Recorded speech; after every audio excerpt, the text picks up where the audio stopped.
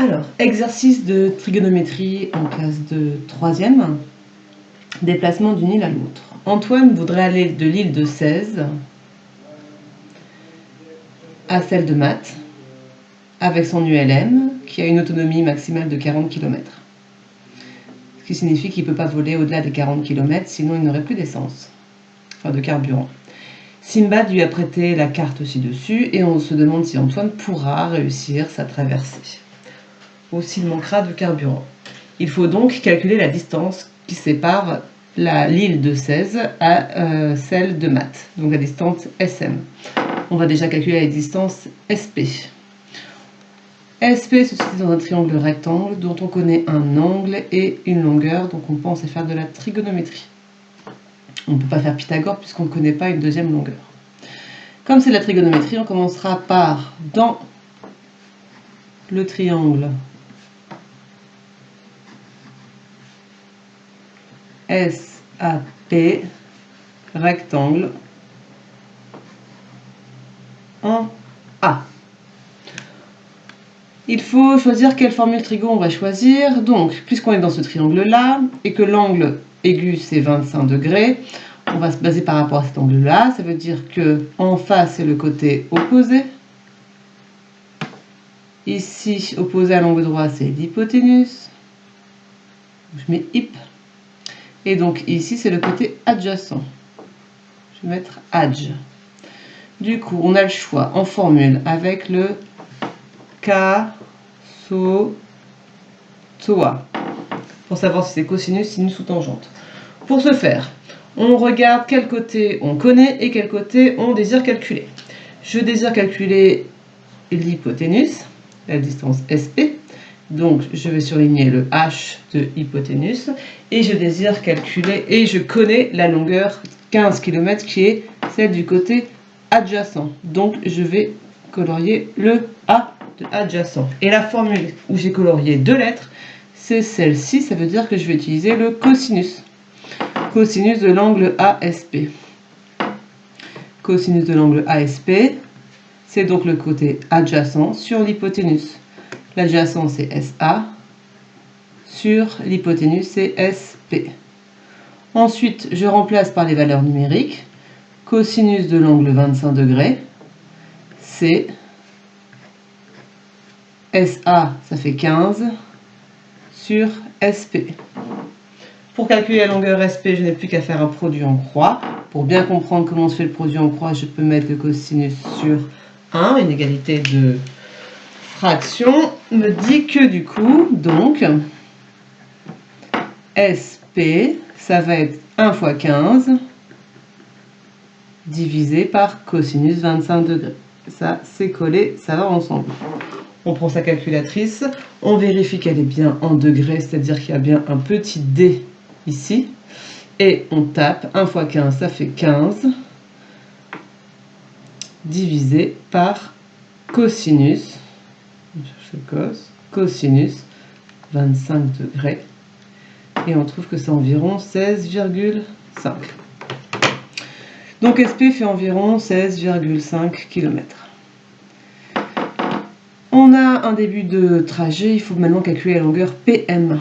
On va donc se placer dans le triangle PMR, il est rectangle en R. On a une longueur, mais on n'a pas les deux autres, on ne peut donc pas faire Pythagore. Il reste donc à faire de la trigonométrie. Comment fait-on puisqu'on n'a pas d'angle? Alors, est-ce qu'on peut en connaître? Oui, cet angle-là, APS, et cet angle-là, RPM, ces deux-là, celui-là et celui-là, ils sont opposés par le sommet, donc ils ont la même mesure.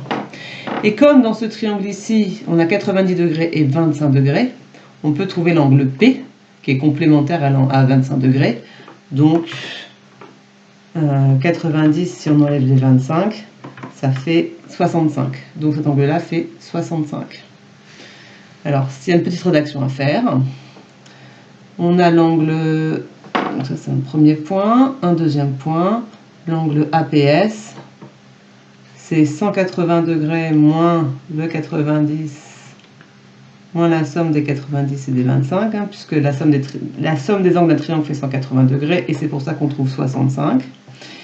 Et on peut dire que l'angle APS c'est égal à l'angle RPM, car ces deux angles sont opposés par le sommet.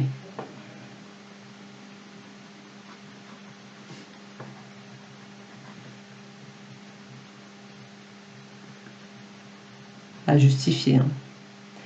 Donc ils ont la même mesure, d'après une propriété de cinquième qui découle de la symétrie centrale.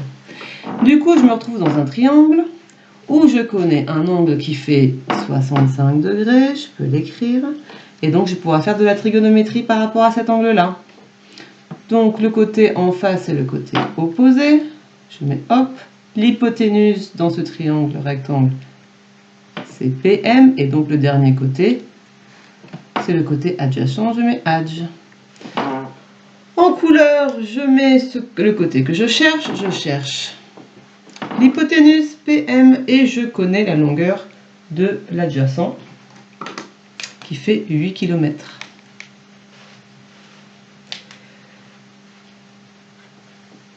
Je vais donc pouvoir faire de la trigonométrie dans ce triangle rectangle. Dans PRM rectangle en R.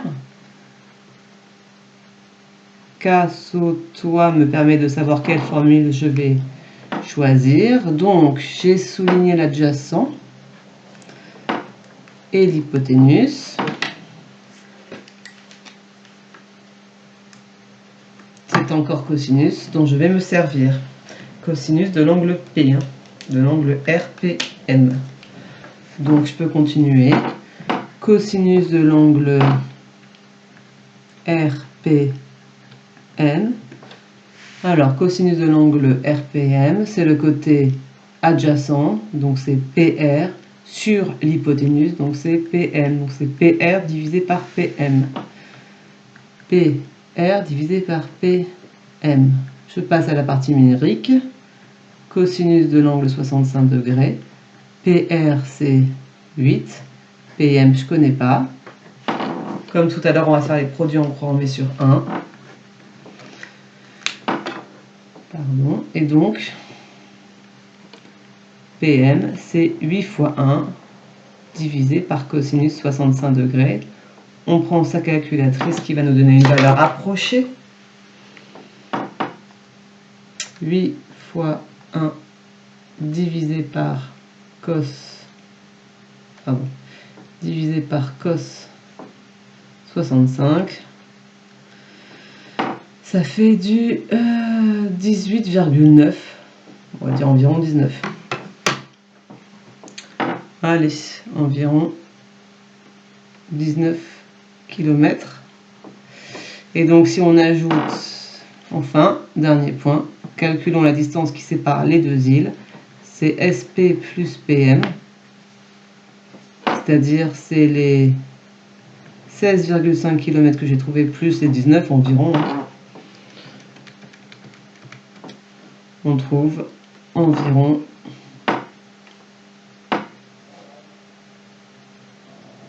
35,5 km, qui est inférieur à 40 km.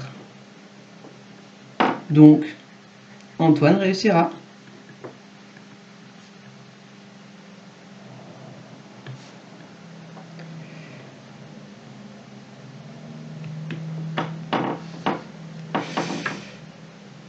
Voilà.